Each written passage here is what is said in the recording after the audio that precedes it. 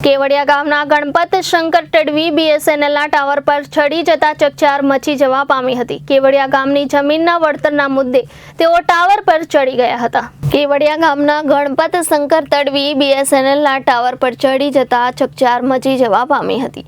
કેવડિયા ગામની જમીનના વળતરના મુદ્દે તેઓ ટાવર પર ચડી ગયા હતા।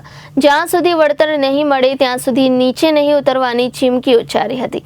નર્મદાના કેવડિયા ગામના ગણપત શંકર તડવીના નામે એક આદિવાસી યુવાન બીએસએનએલના ટાવર પર ચડી જતા ચકચાર મચી જવા પામી હતી।